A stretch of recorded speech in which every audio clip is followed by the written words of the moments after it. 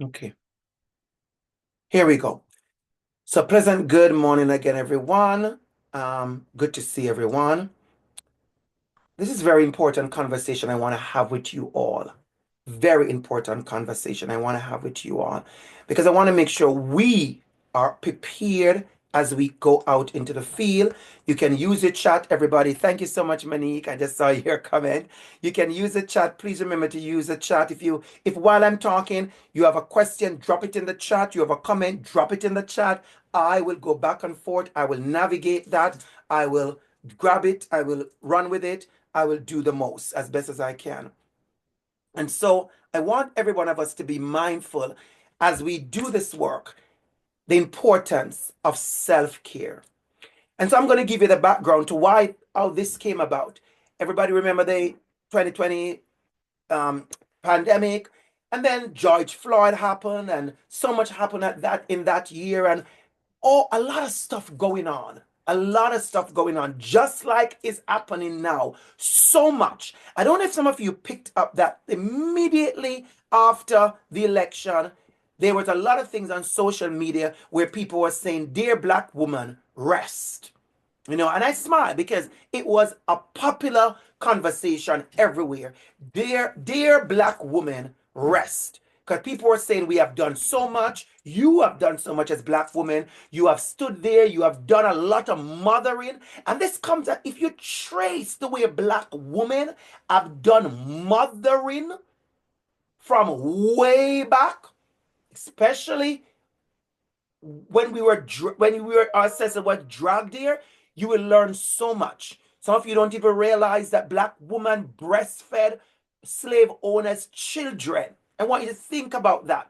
And as I say that, I want to say something. The idea to think that people who don't value you, who disrespect you, who look down on you, who think you are not good enough, if the idea to think that they don't know your value is something we need to unpack as a people, I want to let you know they do know your value. Oh, they absolutely do. Think about slave women, our ancestors breastfeeding the white babies. I want you to put that in your mind for a minute, especially those of you who are mothers. I want you to put that in your mind for a minute to understand the level of trust and respect that is actually there, but never ever spoken or given or displayed. And so a lot of times when we kind of think that we are not seen or we are erased, we are actually not. We are actually seen. They try to erase many of us, but we are actually seen. We are seen because our power, our contribution, and our value is known. That is why at a time like this during Black History Month, people keep on remembering and, informing about what was done, because I just want to remind us, they do know. Whiteness and white supremacy and racists, they know, but they don't want to agree that you are this good. So as we get into this idea of oil in our lamp, it comes to us from an old Negro spiritual. A little more oil in my lamp, keep it burning. Some of us who are, if you're religious or you've been to the Black church or you come from that space where you know about Negro spiritual, you hear about a song, a little more oil in the lamp, keep it burning. Because what many of us are who have done the work, many of us are tired.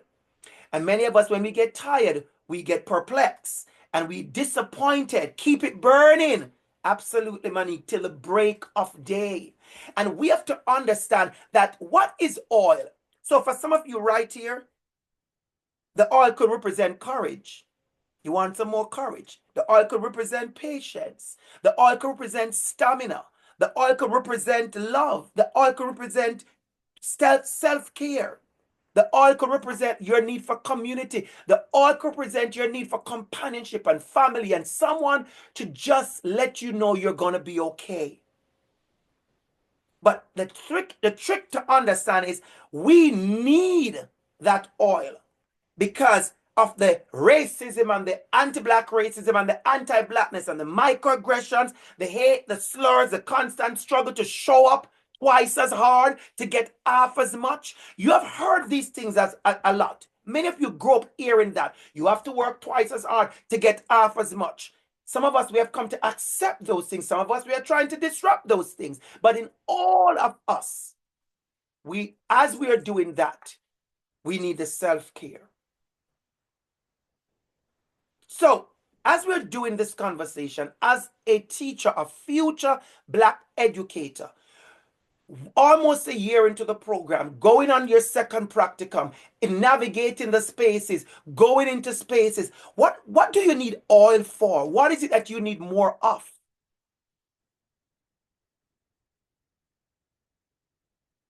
I want you to think about that. What is it that I need more of? One of the great ancestors' voice is that of James Baldwin. And James Baldwin reminds us to be a Negro in this country and to be relatively conscious is to be in a rage almost all the time. Think about it, never gets settled. 1 minute there's something here. If I sit here this morning and I could give you a list of things that is happening around us. We think about what's going on with our Black trans community. We think about what's going on in the Congo. We think about what's going on in Sudan. We think about what's going on in Haiti. We think about what's going on to our brothers and sisters and others in the US. You come close to home. And you think about people who are still saying there's no Black teachers in my school. I have had so many people look at BFEPs. BFEP went out, some of you went out 2 occasions, and people are looking at you with a level of awe. They get it more than even some of you get it. That there are going to be 34 more Black teachers in a school board somewhere. I have tons of emails. People are asking me, I would love to be a part of your practicum. Just so you know, I had no problem placing any of you. There may be about 4 of you who had to change your practicum because certain things fell through. But there are people who are saying, Dr. Campbell, can I get a Black future teacher at my school? But I also have to be careful. I want you to listen to me carefully. I have to also be careful because here we go again. Somebody want to grab you because you have Black skin. Do they actually know who you are? Do they know who you are completely in your Blackness? Some people care, and I'm going to shock you. Some people really do not care. They just want somebody with Black skin because they're trying to have representation, or they're trying to tokenize, or they're trying to show somebody, see, we have 1 Black teacher at our school. And the narrative of the 1 Black teacher has been the same. It's very tiring. Because whether you go to a school and think to yourself, well, I want to engage or not, you're going to understand that the pressure outside of yourself, just because you show up in a certain way, is important. And it's obvious. So let me quickly move to a slide because I want to come back to that slide. Here is the reality I need all of us to be okay with. I want you to be okay knowing that this is real. And so, Gloria Ladson-Billings, culturally relevant responsive pedagogy, someone we talk about in our class quite a bit, reminds us that we enter the society raced. We come to school raced. We apply for jobs raced. We enter the marketplace raced. We can never leave our race at home or on a shelf. I want that to sink in for a minute. For those of us who sometimes feel like I'm tired of always saying, well, I don't want to be Black. I just want to be me. I've heard a lot in my time. And somebody said, well, I don't want to be the Black teacher. I just want to be a teacher. Or I don't want to be the Black professor. I just want to be a professor. Or I don't want to be the first Black doctor. I just want to be a doctor. And I don't want to be, and I've heard it. Oh, I don't want to go to school in September, the black teacher or the BFEP teacher. I just want to be a teacher. I'm going to say this unapologetically. That's never going to happen. Yes, we know who you are and you know who you are. But you have to understand that when you show up, what people see before you, nobody knows I have a PhD.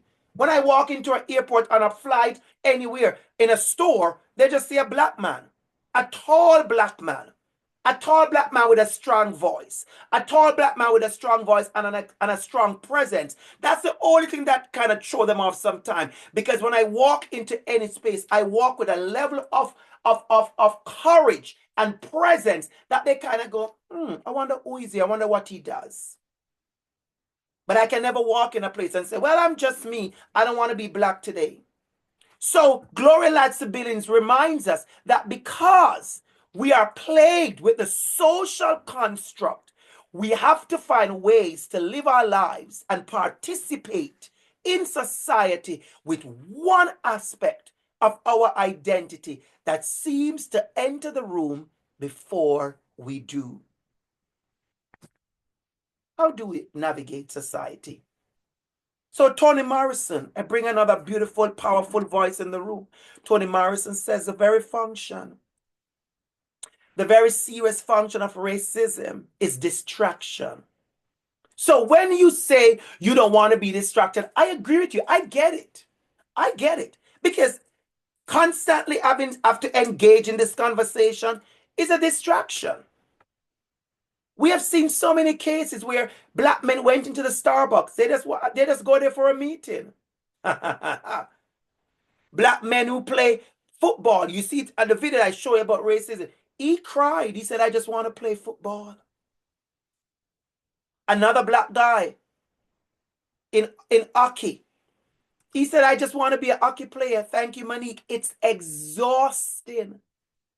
There are black people who have gone to a restaurant. They just need to have a meal.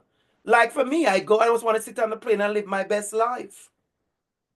For you, you just want to go to the movie. Remember, the lady we have on the $10 bill, that we are all lauding her and giving her all the respect. We forgot that all she wanted was to buy a movie ticket and have a seat. She didn't go there. I wanna pull that in for a minute. I feel my ancestors giving me a certain level of energy right now. I want to pull that in for a minute. She did not go to the movie theater to advocate. I want that to sink in with you for a minute. Because some of you feel like, well, it's always about advocacy. No, it's not. She went to the movie. The Starbucks incident, they went to have Starbucks. Jonathan Diable with the hockey team, he's playing hockey. The football player is playing football. Diana Ross, Billie Holiday, Nina Simone, they went to sing. They went to sing and was told you could sing, but you cannot sleep in the hotel. You could sing, but you cannot swim in the pool. You could sing, but you cannot eat in the restaurant. Thank you, ancestors. I feel that. So I want you to position yourself to understand, Monique. You don't need to go out there as a black woman to say, well, I come to advocate. I come to be Black Lives Matter. Oh, Black History Month.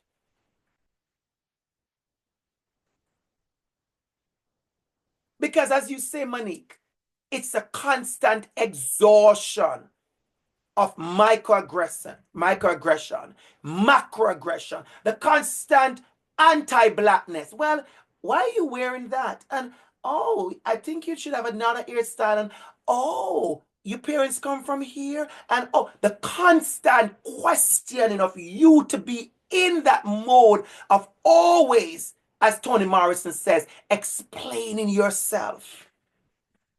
So how is it that we get to be at rest?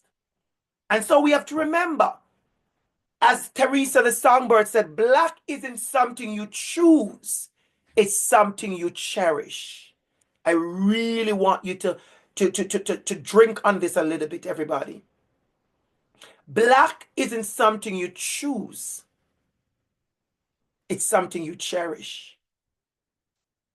How does that happen? What does that look like? If I ask you like I ask you right now, every single one of you, 32 of you in the room, write what cherish means to you. Put it in the chat. We're not going to use the mic because I'm recording. I want everybody to be on the recording. What does cherish means to you? When you say black, thank you, Crystal. Oh, Crystal, we normally say you steal my word, Crystal.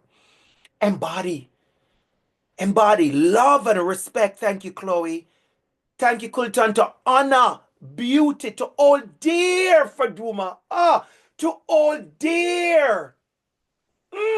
Abigail, appreciate and love. Mohammed, embrace. Monique, powerful word, care. Shantae, to love. What does it mean to cherish? Oh, Joshua, absorb. I can't stand this word. It's powerful. Oh, Summer, you always go there and push me hard. Summer says to be gentle. Wow, wow, wow. Mm,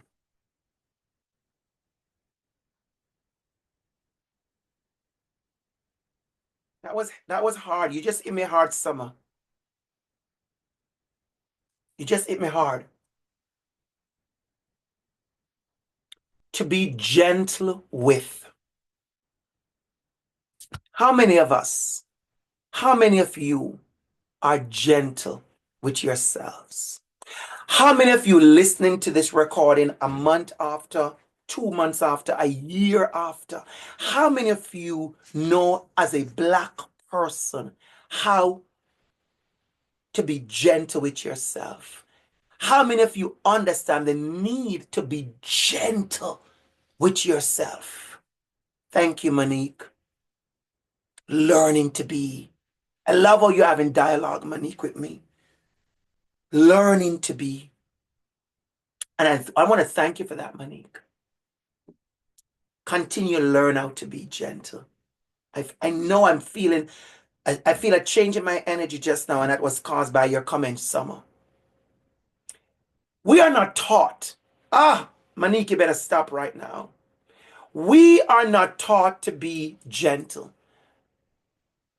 Monique, if you like, I would love you to come online only if you like, because we're having a recording. If you don't, that's okay. If you want to come online, just to take a minute to just say what you just said. Unconditional and what we were taught. What does that mean for you, Monique? If you want to come on.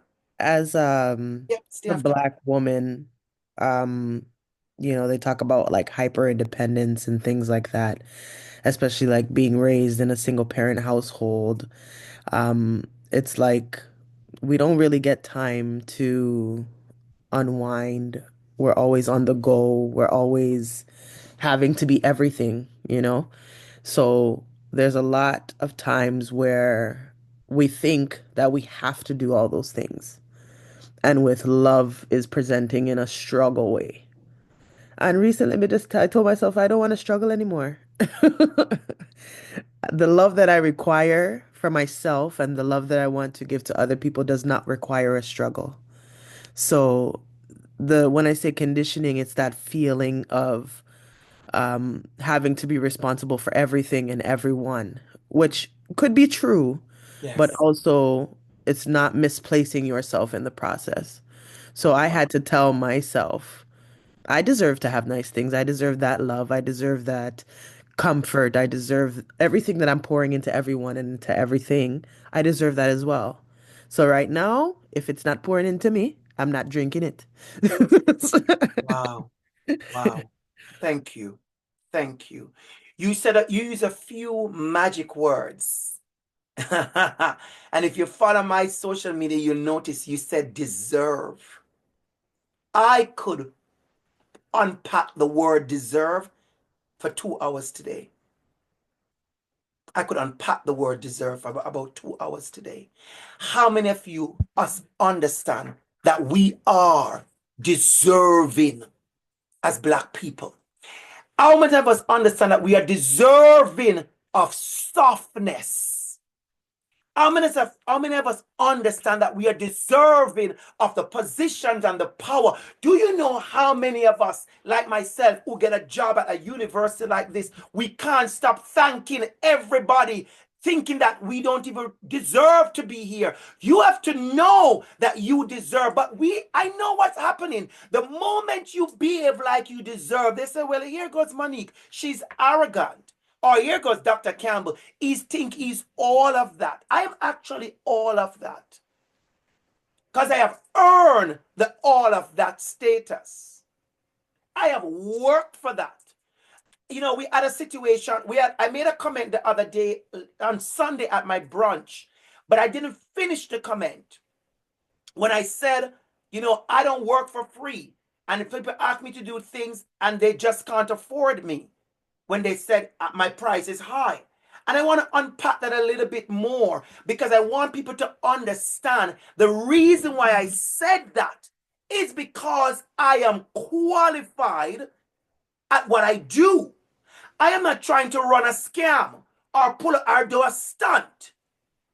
And so we need to understand, Monique, that you are deserving of certain things. So for me, you want me to speak at your event. You have to understand I am not just somebody outside who you call to speak. I have a certificate. I have a teacher's diploma. I have a bachelor's degree. I have a master's degree. I have a PhD. And I have been teacher here 3 different times. I am worth that plus extra tax commission, travel, and boarding.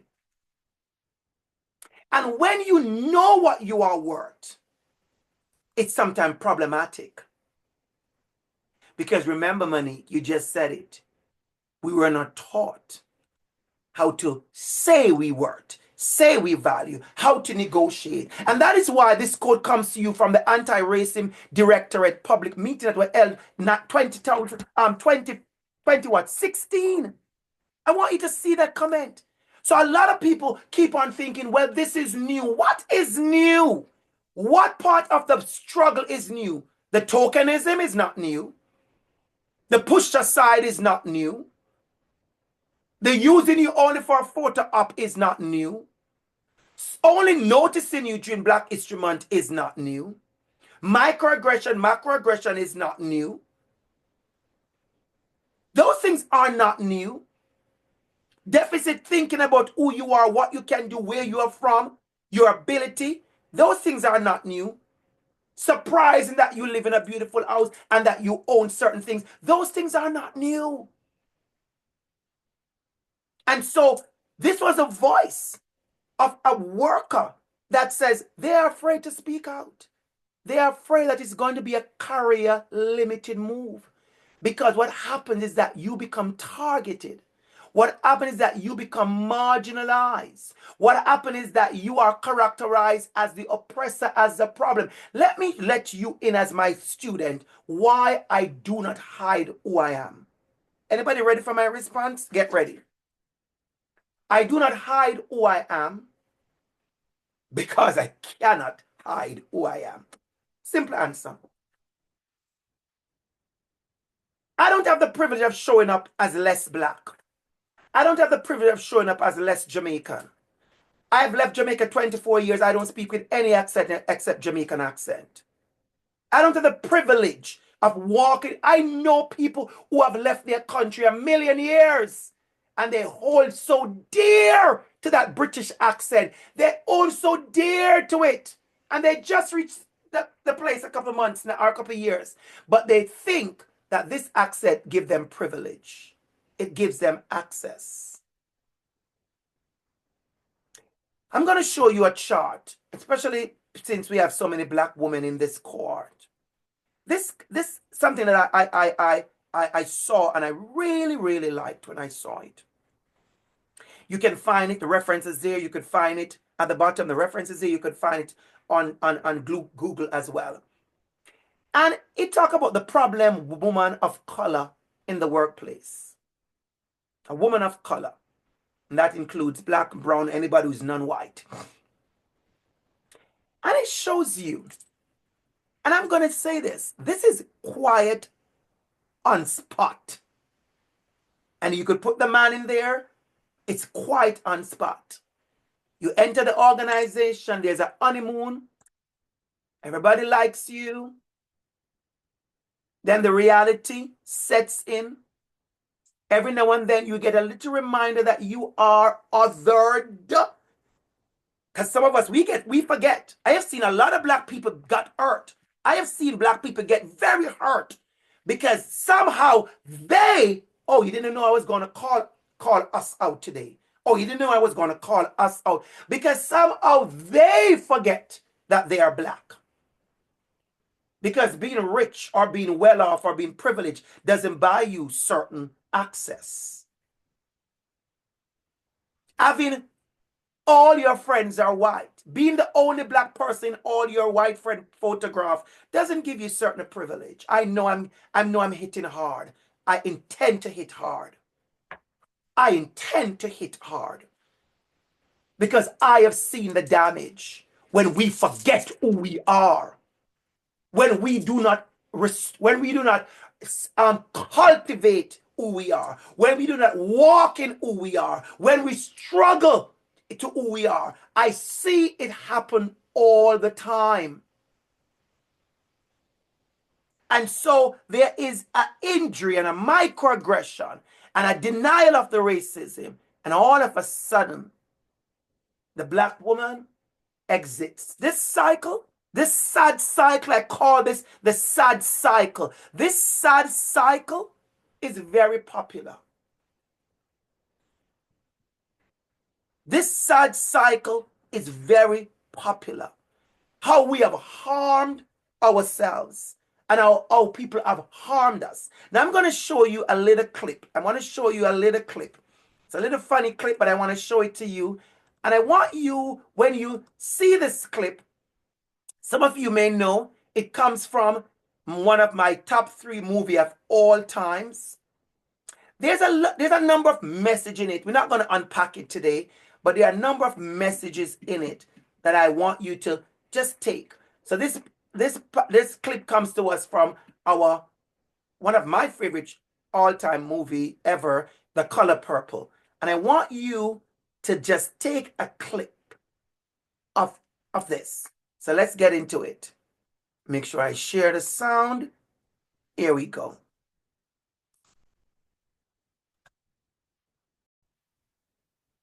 What I'm gonna do about Sophia?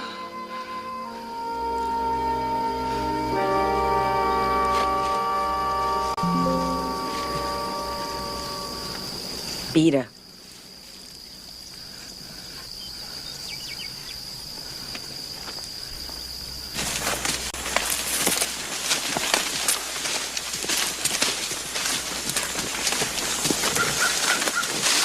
You told Harpo to beat me.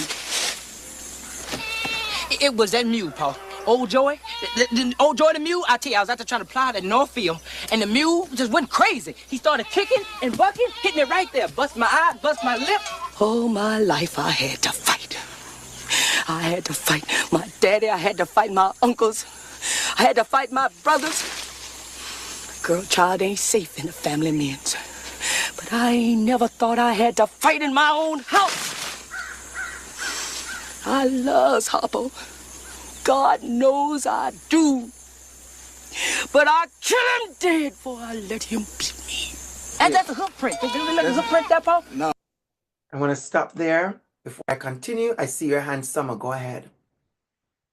In relation to the workplace, I think my favorite part about MAGA and the election recently is that people are realizing that DEI doesn't necessarily mean Black or person of color. It's my favorite part about it. Thank you. Because somehow we have made DEI into Black people getting access. And somehow is that either you got hired or you're supposed to be unemployed. We're missing out the whole qualified amazingness. And you have to understand that is intentional. It's intentional. I have had people question. I remember I always make this joke, and I always said it sounds funny, but it's so real. That there are people who ask me where I got my PhD from, especially at OISE, students. And I always know that you could see when I say to them, University of Toronto, you could see their reaction because they would be happier if I had mentioned a university that they didn't know of. Because then they would just easily go, oh, you're not qualified. And so I want you to understand that. But I show you that video for a reason. Let me connect back the video. I show you that video based on this diagram. There are so many times we have talked about the hurt that people forget that you have to also be brave. You have to be brave. A part of the self-care is how you take care of yourself, how you make decisions for your survival. I know this is going to be a strong encouragement for people listening to me. You have to be clear on your own survival. At the end of the day, you have to make sure you take care of you. And too often we go through this cycle, Summer, of being tokenized, of being used, of being it, and then we never take care of ourselves. That is why this conversation is so important. I said on Sunday, I will never get an award for the most overworked, underappreciated person. I will never get that award. I work hard, but I'm very intentional about my rest. And I've had tons of opportunities and tons of occasions where I had to tell people no. You would be surprised.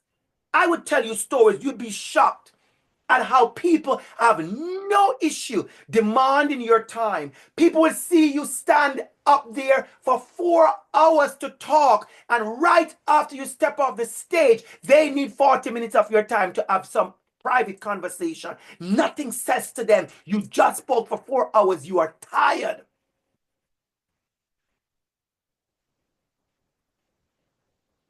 So you have to be the one to engage in your self-care. How are you pouring in the water, the oil, and the wine? So here is something I'm going to show you quickly.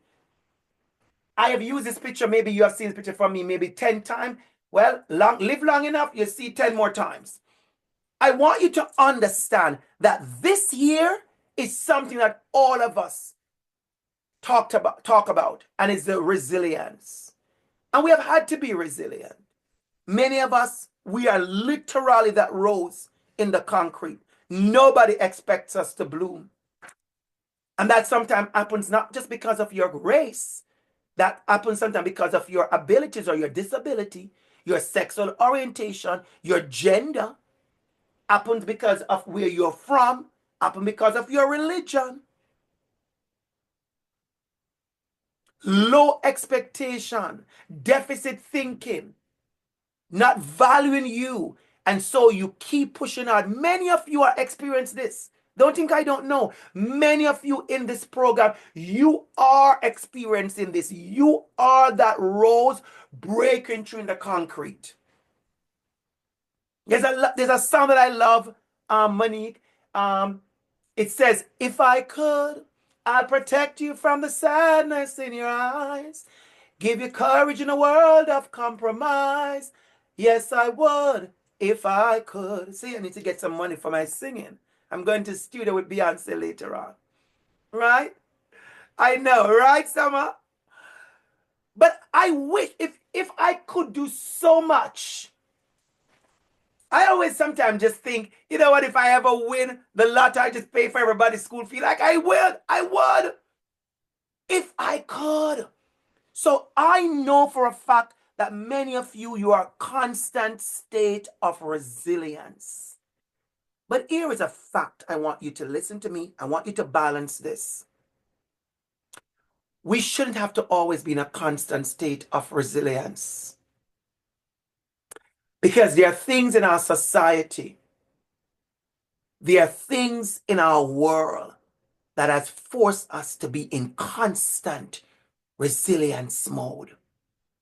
I always ask myself, this is very personal, very personal. I always ask myself, What would my life would have been if I never had to constantly spend so much time growing up thinking about how I walk, how I talk, how I hold my hands, how my voice sound, just because of the danger of being around people who would tease and bully me and hurt me.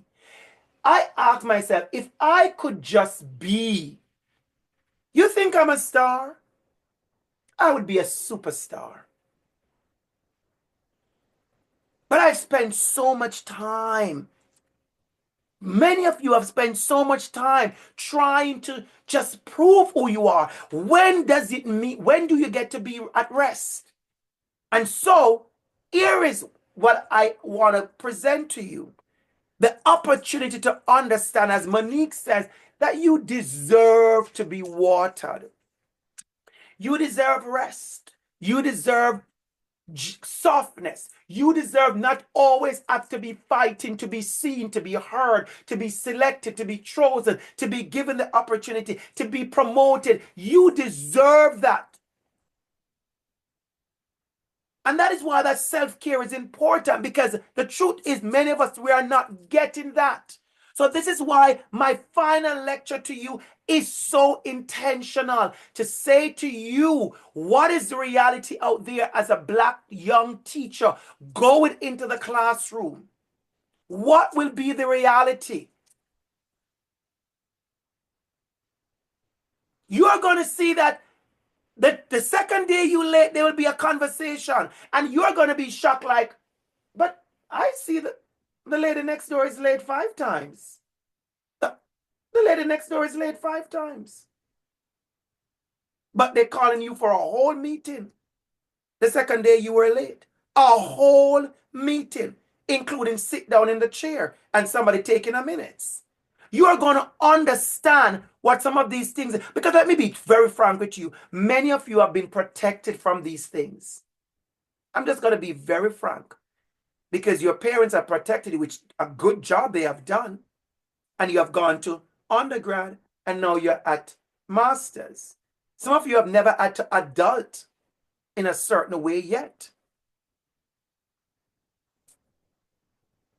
Being a PhD student, a master's student, an undergrad is not the same as being a teacher. Parents will come to school and pick at you. Oh, I have tons of pick at you stories. They go to the office and they wonder about the new teacher upstairs. So you are going to see things, you're going to remember this PowerPoint when those things happen. How vigilant you need to be, how hyper vigilant you need to be, because you're constantly under the gaze. The GAZE, the white gaze, you're constantly being watched and surveilled. When you hear people talk about surveillance, some of you don't understand when we talk about being surveilled. For me, let me tell you this, and this is a video that I'm sharing publicly on my YouTube page. I am clear and absolutely under no kind of fantasy that as a Black professor at the University of Toronto, with a title like bringing more Black teachers into the university, and a title like Director for Centers of Black Studies, I have no fantasy about if I've been watched. And that is why I'm intentional about how I walk in community, how I lean. Watch me carefully, Summer, how I lean. Oh, I feel that on community that I know will have my back.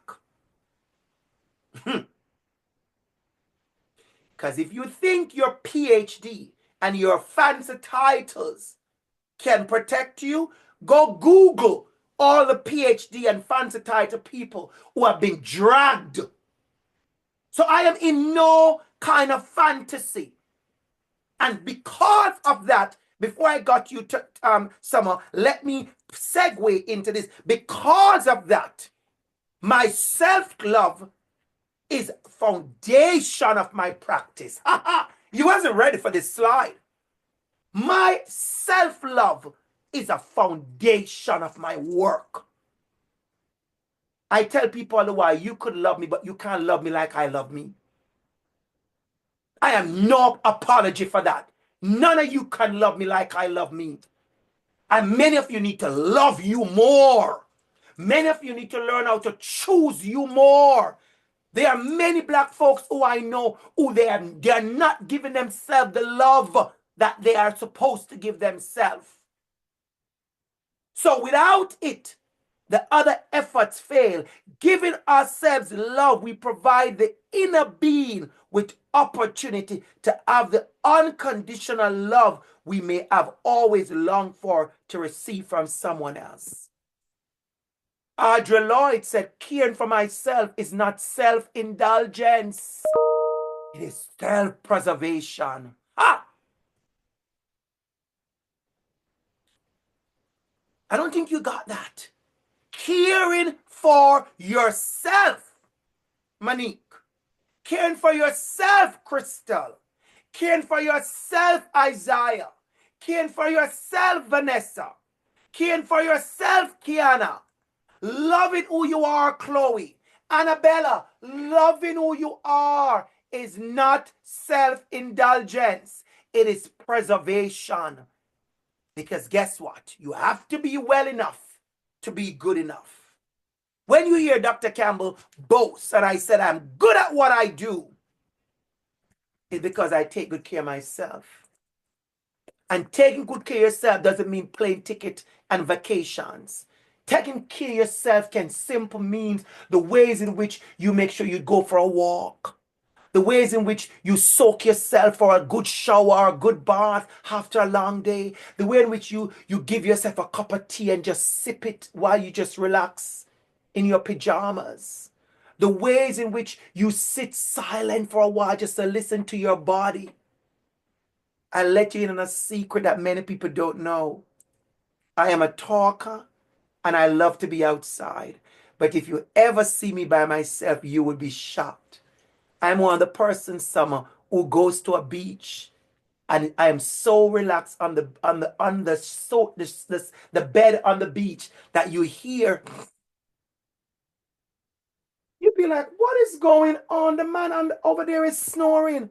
I, Andrew Campbell, have been caught snoring on a beach more than once. Resting before rest was fashionable. You have to be well enough to be good enough. Please share with us, Summer. Go ahead, please. Your comment, please. I have a question that I didn't think about until now.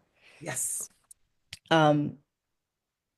Because existing outside of the comfort of our homes and sometimes even within our homes and being on the internet and active in certain spaces is a violent experience, even as an educator. Why is it then that you encourage us to enter spaces like that? Woo! Okay, I could bet on you to pull me, eh? I want you to hear this. Because we must. Because we must show up. Otherwise, we have erased ourselves voluntarily from those spaces. And when you are not in those spaces still get to flourish, except they flourish without you. So a lot of us has missed out. Oh, this is going to be heavy, Summer. You pushed me there. I didn't even know I was going there. A lot of us has missed. Oh, a lot of us have missed out on opportunities because we're protecting our sanity. Watch me carefully. Look at my hands, Summer. It's a balance. It's a balance. You have to know when to show up. But watch me carefully. I want to make sure I be very clear in telling you this. And Summer, you have to know when not to show up as well. I want to repeat that. You have to know when to show up and you have to know when not to show up. Showing up all the time, every time on 100 is absolutely impossible. There are people who try to show up every single time. 100. And when you see them, you could see that they are deteriorating, they are tired, they are burdened, they are hurt because they are showing up empty. So I'm going to tell you a story, a quick story, because you pulled that story out. Years ago, I was going to a wedding. I was in the car with someone, give the person a ride to the wedding. And, you know, the person saw me. My life wasn't even like this life I have now. That was about 10 years ago. But I've been doing a lot. Been on boards. You know, I've been in community. I've earned certain stripes. And I still have many more stripes to earn, right? But I've been on boards. I volunteer here. I am doing that. I am teaching. I'm making my little business. I'm doing stuff. And I used to MC quite a bit of stuff. And he turned to me and he said to me, Dr. Campbell, are you always, yes, about 9 years ago, because I got my PhD a year before that. He said, are you always a 10? He said, every time I see you, you're always a 10. And he said, how do you do it? And I look at him, Monique. I look at him, Summer. And I said, no one is always a 10. Get ready for my response, Summer, for your question. I said to him, whenever you see me outside, whenever you and I interact, I am on a stage, I am in a conference, I am the speaker, I am the workshop leader. Like today, I'm going to be the MC, and I'm also the best man at the wedding. I said, when you see me outside, I am a 10 because I know I am going to be in spaces and I prepared myself to be in those spaces. I said, when you don't see me, I am not always a 10. I also know how to pull myself away so I can take care of myself. So you are right. I encourage you to be in spaces, to be in opportunity, to be in access, because I don't want the world to happen without you, Summer. I don't want this thing that we call living to happen without you. The thing that we call success and development and growth and opportunity to happen without you. But you also need to know your own measure. So remember, I said to you the other day, personally, I said, oh, am I going to see, are you on the list? And you said, no, Dr. Campbell, I'm using that to do a bunch of work. I wish you were there. And I know you wish you were there because it was such a vibe. But I also know that you said to me, you are taking that even to work on some stuff. Because all our lives are different. All our lives are different. The trick is, as we wrap up with this conversation, is how are we taking care of ourselves? What is our self-care like? So I want to tell you a story, then I want to give you a few tips, and we're going to wrap up. Everybody pull close for this. So this picture is very powerful. In 2020, in the middle of pandemic, I had to go to Jamaica about 5 times. And I know you are saying, whoa, Dr. Campbell, you are in the fresh river water. I love fresh water. You must be living your best life. You're on the plane. I know you love to travel. And everything you said, it would be true. However, the reason I was going home, that's why you have to be careful how you watch people's lives without understanding the whole book. Some of you would like to see the cover. We love a book cover. We don't want to read anything. I was going home because my mom was diagnosed with colon cancer and she was going to do an operation. And so in the middle of pandemic, when they said no plane, no plane, no plane, I was paying exorbitant money for plane ticket. I was doing all kind of COVID tests, take all kind of COVID shot. I think I over COVID shot by now. I don't even know. Because I need to go. My mom was not well. Remember now, you're looking at someone, Summer, who had done tons of workshop in the middle of George Floyd. When I tell you, I was one of the sought after speaker, and I am honored and privileged to be trusted by so many people to speak about anti-Black racism. Absolutely honored and privileged. No regret. Then I'm heading home for summer. My mother is sick and I'm heading to Jamaica. At this point, at this picture, I'm being very, very open with you. I had 28 trips. I counted it for a reason.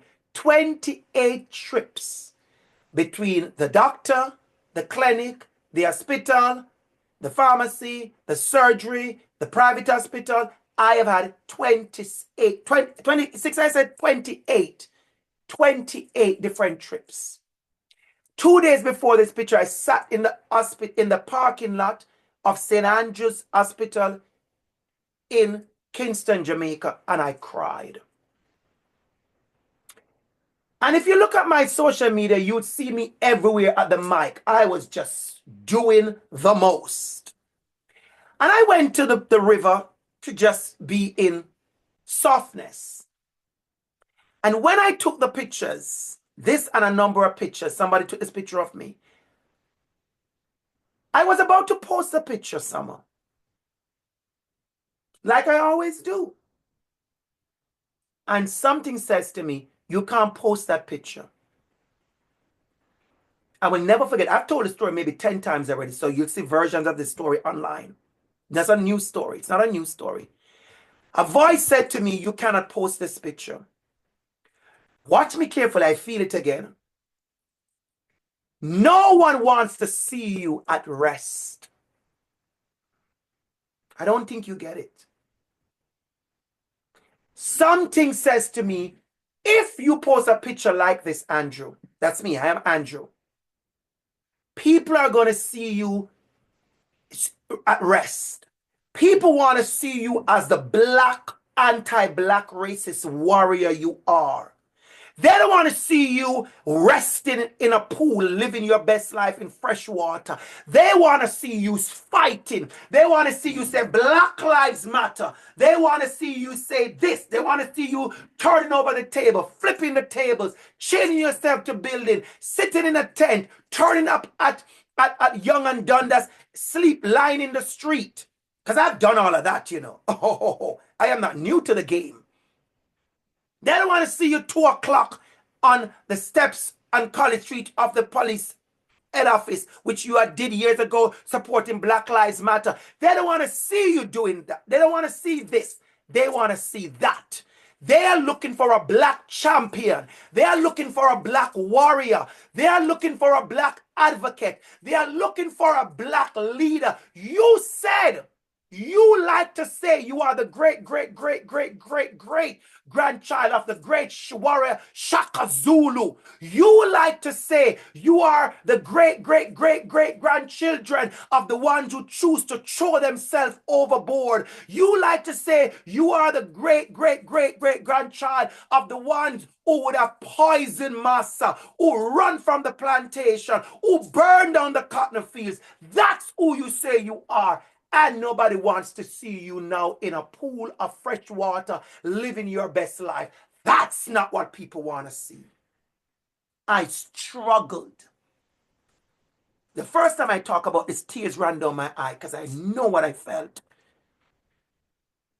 I'm going to be so raw right now, so if you can't stand this. Something said to me, you may even lose business because this is not the kind of marketing. Oh, I'm helping somebody. You don't have to tell me thanks. I know I'm helping somebody. They said this is not the marketing that people want to see. They want to see you always constant in certain things. When I post this picture, if I tell you the feedback I got from community, it was beautiful. They said, dear Dr. Campbell, I'm so happy I see you resting. Oh, Summer, stop. Rest is resistance.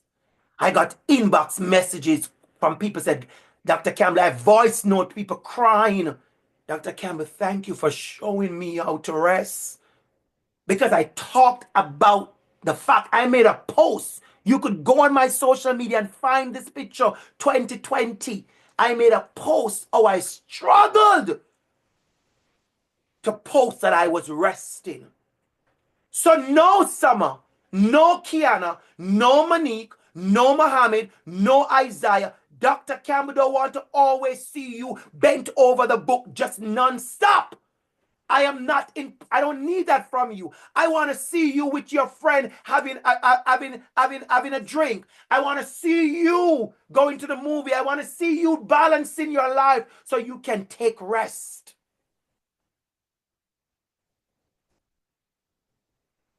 Disrupting the narrative, Isaiah. So, as we wrap this up, what is your self-care method? What are you doing for your self-care? I don't know what you need. I don't know what you need, Vanessa. I don't know what you need, Chloe. Deja, I don't know what you need. Tamara, I don't know what you need. But guess what, Layla, Shaheem? I think you know what you need any day better than I do. Sina, Joshua, you know what you need better than I do. What do you need? I spoke to someone very personal. I won't tell you too much. Can't tell you all my business, Summer.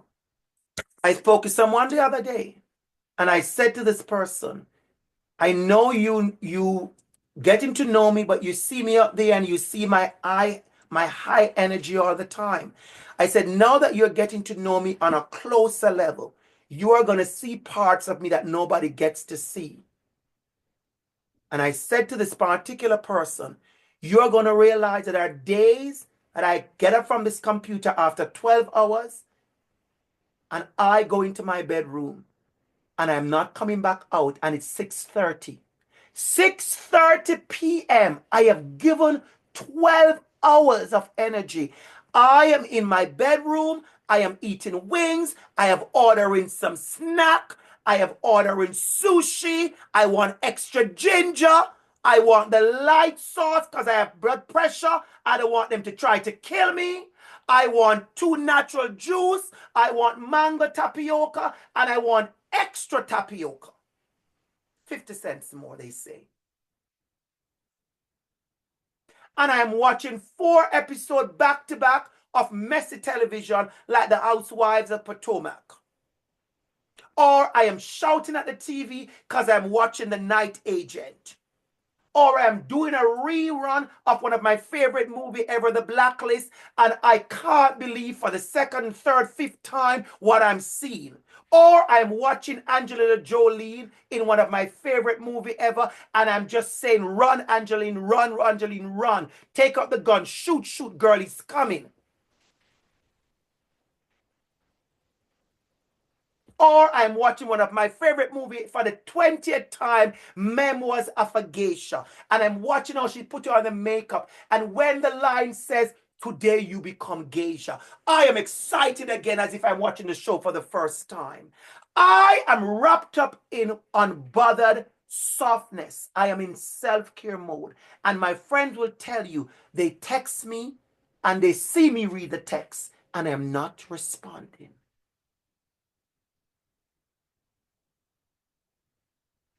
What do you need for your self-care? As I close, those pictures you see there are from pandemic. The one on the left, I used to take my walk alone. Alone. You couldn't walk near to anybody. You see a man coming with a dog and you have to make sure you walk far.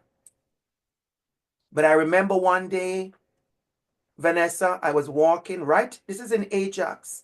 And I saw the sunset. And my tears just ran down. I wasn't sad. I just breathed. And when I let out my breath, the tears just ran down with the breath. And I let it flow.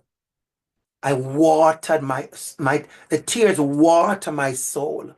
And I felt so good. I was fueled, Annabella. Fueled. The one on the right, I'm in Jamaica. I'm at the Airbnb. Look down there, you see pool water. It's working, Annabelle. I read my book. I'm teaching a course for the University for Queens. I teach leadership for Queens. I'm having my coffee and I'm engaging in rest. Back there is bush. I'm just looking at the bush. And then I love good food. Oh, I love good food. Annabelle, you're trying to see. It's pork chops, Annabelle. I see you pull up. I see you pull up, Annabelle. I see you thinking, what the meat is going on? That's pork chops, Annabelle. It's seasoned to the bone. Can I tell you a sidebar story? You're going to love this. So on Sunday was my Black Excellence brunch. And if I tell you how many people, this is not a joke, this is dead serious. I'm going to teach you something that some of you are going to appreciate. Some of you are going to love this one. People kept saying to me, the guy in charge, and people come to me like, wow, the chicken was seasoned and this piece of salmon was like, wow. The number of feedback I got. But I got the same thing last year. What if I tell you all that was just coincidence? What if I tell you all in my meeting with the staff and the caterer and the people that in charge? What if I tell you when I go through parking and I go through coat rack and I go through tables and I go through centerpiece and I go through this and I go through that, then on my list, I could show you my list, everybody. I said, I want you to give the chef a message for me. I want you to understand that I know you are not used to having mostly Black people in any one space. There's 200 people last year and 220 people this year. 190 or 195 of these people last year was Black. This year, 210 or more was Black. I said, you are seasoning the meat for Black people. I said, I want you to let that season soak. I said, I want you to give the chicken an extra stir and an extra burn. You might take this as a joke and take it funny, but we have to understand that when we said spaces are not created for us, we think it is just buildings we are talking. Nobody made a plane with business class and think, well, we're going to have business class. I can't wait to see this business class filled with all the Black people. If you tell me Bombardier or whoever made the plane people, I tell you that's not true. Nobody built a plane thinking, I want to make sure the plane has a certain kind of je ne sais quoi for the Black people. No, they don't. That's why when you go in, you have to ask for certain things. That's why you have to take up space in a certain way. That's why you have to show up with your whole self. Because what we have done, Isaiah, to fit in, we keep peeling back our Blackness. Because we want to be acceptable. We want people to know that we have certain pedigree. Because we were taught that so much of who we are is unacceptable. I'm an award-winning dance choreographer. Some of you may not know that. If you see me choreograph a dance, you would be shocked. And I could tell you, I have had a teacher right here in TDSB challenge my value. I went to a school and this particular teacher, I'm telling you this for the recording, this particular teacher was the ballet teacher. And he had a ballet club. And so when I went to the school, I start a club. And I start a dance club, a Caribbean Afro whatever dance club. And he says to me, I get to understand that you are teaching dancing. And I said, yes. He said, what kind of dance? I said, modern dance and Afro folk and Afro fusion. And he said, oh, okay. That shake up thing. This is what this OCT certified white man said to me.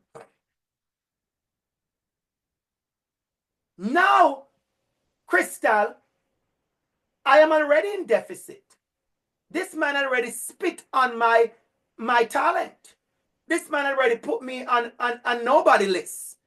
I am black, I am immigrant, I'm new to the board, and this is my welcome.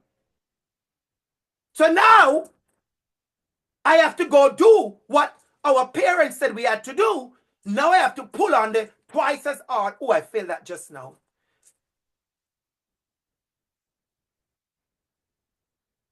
I have been places, Crystal.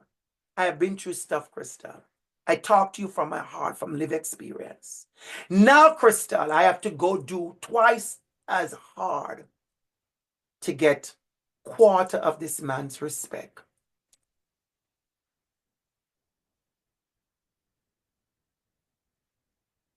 And I'm going to be very honest with you. I did do twice as hard.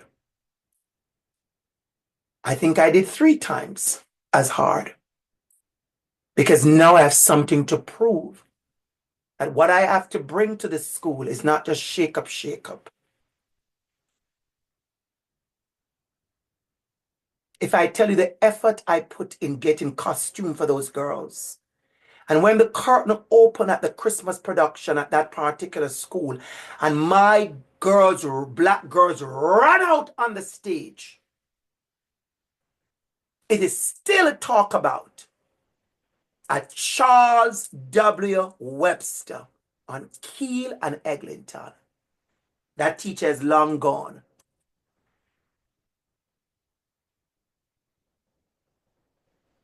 So I know about the twice as hard. The only thing is that I didn't get half as respect. I got a stand ovation. I got parents telling the principal, this man has to stay at the school, but I had to go because of the LTO. And I want to say, thank you, Sina, for sharing something with me. Sheena just shared some information with me. And this is a good example, Sina, of how we need to prepare. So the example I just used on the plane, Sina informed me, which is actually very true, about Earpiece, a Nigerian airline, who serve pepper soup and fufu. And thank you for saying that. Thank you for sharing that with me, because that is when you are intentional.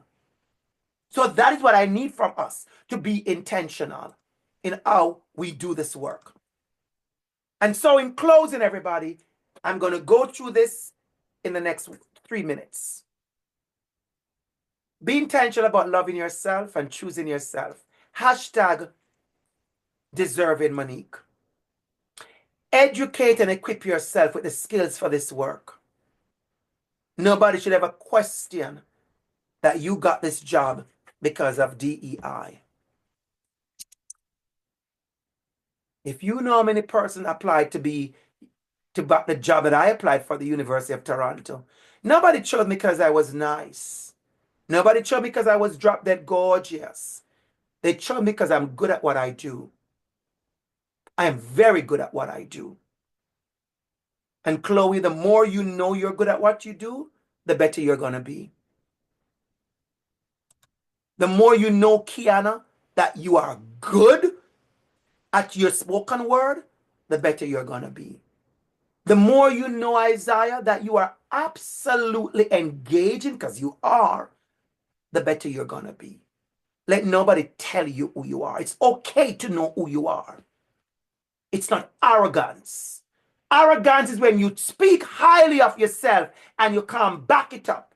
Beyonce says, oh, you didn't know I quote Beyonce, you better get your life together. Beyonce said he has a big ego, but he can back it up. He has a big ego, but he can back it up. Equip yourself.